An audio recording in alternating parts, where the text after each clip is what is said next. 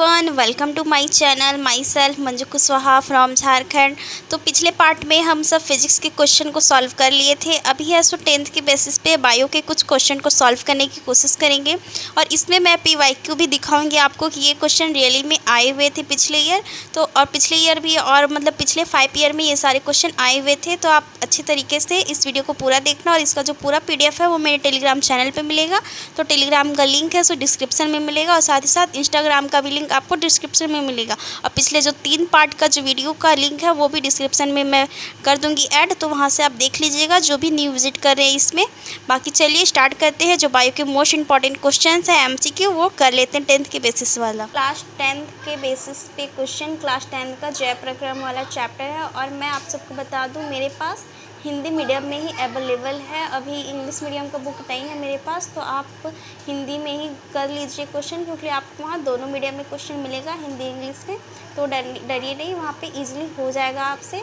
मैं भी English medium के स्टूडेंट हूँ, फिर भी मैं हिंदी में कर ले रही हूँ, तो आप भी इजीली कर लोगे वहाँ पे। ये है जय प्रक्रम का चैप्टर जो कि बायो का चैप्टर है और इसका है सो क्वेश्चन करने वाले जो PYQ रह चुके हैं वो मैं करवाती हूँ। तो देखो ये जो क्वेश्चन है, पत्ती की सतह पर पाए जाने वाले सूक्ष्म छिद्र जो गैसीय विनिमय में सहायक होती है उसे क्या कहते हैं? तो उसे रंध्र कहते हैं। और ये 2024 में क्वेश्चन आया हुआ था, आप सब देख सकते हो 2024 का PYQ खोल के, जो कि काफ़ी ज़्यादा इंपॉर्टेंट है। उन वर्णकों के नाम लिखे जो सौर ऊर्जा को ग्रहण करती है, तो क्लोरोफिल या फिर पर्णहरित। उस रंजक का नाम लिखे जो सौर ऊर्जा का शोषण कर सकती है, तो हरित लवक। हरित लवक में कौन सा रंजक पाया जाता है? तो ये पर्ण हरित लवक पाया जाता है। ग्लूकोज के पाइरूवेट में बदलने को क्या कोशिका के किस भाग में होता है? तो ये कोशिका द्रव में होता है। और ये 2024 का PYQ रह चुका, आप सब देख सकते हो। और ये जितने भी क्वेश्चन मैं घेरा लगाई हुई ये सारे PYQ रह चुके हैं। इसका PDF आप सब टेलीग्राम में जाकर देख लो, वहाँ पे डाउनलोड करके आप अच्छे तरीके से इसको पढ़ लीजिएगा। आई होप कि यहाँ दिख रहा होगा आप सबको। और ये सारे क्वेश्चन काफ़ी ज़्यादा इम्पॉर्टेंट है। शरीर में पाए जाने वाले जैव उर्वरक पदार्थों को क्या कहा जाता है? तो उसको एंजाइम कहा जाता है। और एक ऐसे जंतु का नाम लिखिए जो प्रकाश संश्लेषण की क्रिया से ही अपना भोजन बनाता है, तो वो है यूग्लिना, जो कि काफ़ी ज़्यादा फेमस क्वेश्चन है। ये क्वेश्चन आने के चांसेस है एग्ज़ाम में। लाला रस या फिर लार में पाए जाने वाले एंजाइम का क्या नाम होता है? तो उसे सलाइवरी या सलाइवरी इमाइलेज कहते हैं। फिर उसके बाद आता है क्वेश्चन कि एक फॉस्फेट जो ATP में अंतसा रहता है उसके टूटने में कितनी ऊर्जा मुक्त होती है? तो 30.5 kg। दीर्घरोम कहाँ पाए जाते हैं? तो ये क्षुद्रांत यानी छोटी आंत में पाए जाते हैं। प्रश्न है कि किस तरह के श्वसन में अधिक ऊर्जा मुक्त होती है? तो ऑक्सी श्वसन में ऊर्जा से अधिक मुक्त होती है। जड़ का कौन सा भाग श्वसन से संबंधित गैसों के लेन देन में सम्मिलित होता है? तो मूल रोम होता है। और ये है कि कौन सी जीव है सो कौन से अंग से श्वसन लेती है? तो मछली है सो गिल से लेती है, केचुआ त्वचा से, मच्छर है सो ट्रेकिया से और कुत्ता है सो फेफड़े से। देखिए जितने भी इंपॉर्टेंट चैप्टर्स मैं बताई हूँ वो सारे चैप्टर्स का थ्योरी पढ़ लेना आप सब। और ये 10th के क्वेश्चन आप सबको नहीं मिल रहा था, इस वजह से मैं 10th के क्वेश्चन करवा दे रही हूँ। उसी तरीके से ऑक्सीजन कहाँ से मिलती है, जैसे झींगा हो गया, चूहा हो गया, वो सारे इसमें दिए हुए हैं, आप पढ़ लेना। और 11th में ब्रीथिंग एंड एक्सचेंज वाले गैसें में भी ये क्वेश्चन आप सबको देखने को वहाँ पे मिल सकता है। तो ये देखिए इजी क्वेश्चन है। फिर एक ये क्वेश्चन आया होता है एग्जाम में कि कोशिकीय श्वसन का सक्रिय स्थल क्या होता है? तो ये माइटोकॉन्ड्रिया होता है। और ये क्वेश्चन मुझसे पिछले ईयर गलत हो गया था, तो आप अच्छे तरीके से वहाँ पढ़ लीजिएगा, उसके बाद टिक कीजिएगा।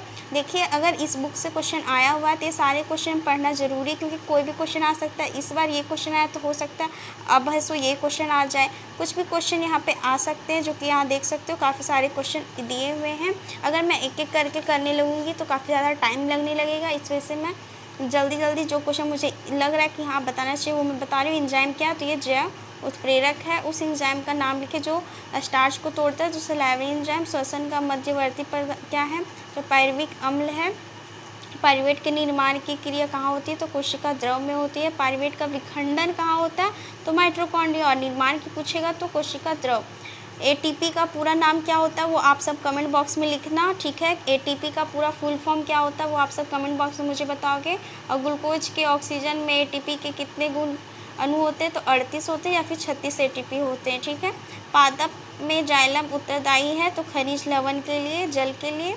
जाइलम है सो जल के लिए और फ्लोएम है सो किसके लिए उत्तरदायी होता है, वो आप कमेंट बॉक्स में बताइएगा कि फ्लोएम के लिए कौन कौन सा वर्क होता है जो कि पेड़ पौधों के लिए यूजफुल होता है। जाइलम का तो जल होता है, फ्लोएम का आप सब बताइएगा। मानव में परिवहन के लिए उत्तरदायी तंत्र का नाम क्या है? परिसंचरण तंत्र।